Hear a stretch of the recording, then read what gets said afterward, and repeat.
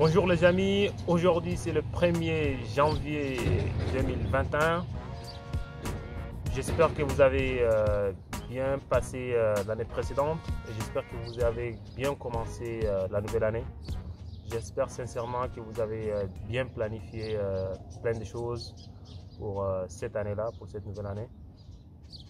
Je suis actuellement à N'Djamena, donc dans quelques instants il se pourrait que je vais voyager et j'espère qu'on se verra avec plein de choses, plein de vidéos.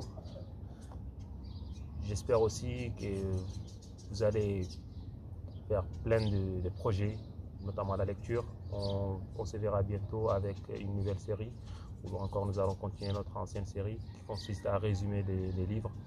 N'hésitez pas si vous avez des idées à me proposer, je me ferai le plaisir de les concrétiser avec vous et d'avancer ensemble.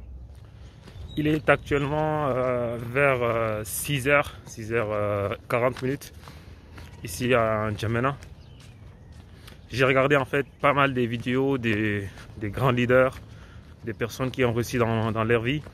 Et à chaque fois que j'essaye de comprendre leur comportement, ils ont l'habitude de dire qu'ils se réveillent très tôt. Ils font des exercices sportifs, ils lisent un tout petit peu avant de commencer leur travail. Donc Brahim El-Fiqi, notamment, il parle de la prière, du sport et de la lecture avant 8 h. Il dit même que vers 8 h, il est déjà debout, il est déjà actif, il est déjà productif.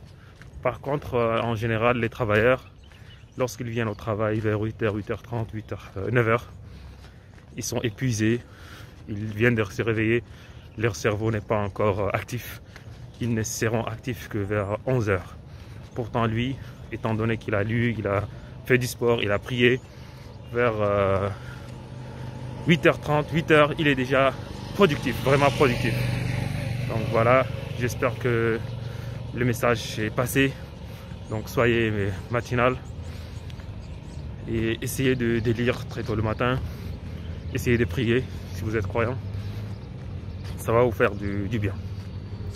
Voilà. Et faites surtout du sport. Une fois de plus, je vais vous parler de l'année 2021. En fait, la différence entre 2020 et 2021, c'est juste un seul numéro. Le 0 est remplacé par 1.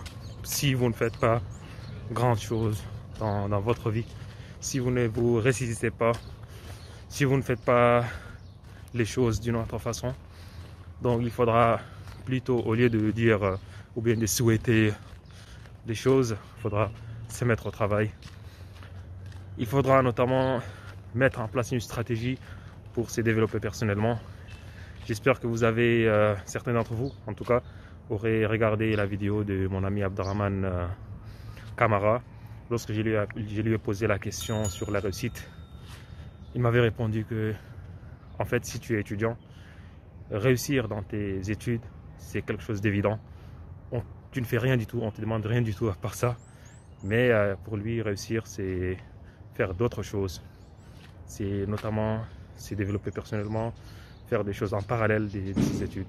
Donc vous pouvez lire, vous pouvez faire une autre formation, vous pouvez vous améliorer sur pas mal de choses. C'est de cette façon que vous allez vous développer, c'est de cette façon que vous allez dire que vous avez réussi dans votre vie. Certains d'entre vous le savent déjà, ils l'ont lu dans mon livre La marche vers le développement. J'ai parlé des 7 étapes, ou bien des 6 étapes qui constituent en quelque sorte les étapes qui nous mènent vers la réussite. J'ai parlé tout d'abord, il faudra avoir un rêve qu'il faudra transformer en une obsession, en quelque chose qui vous obsède, à réaliser coûte que coûte.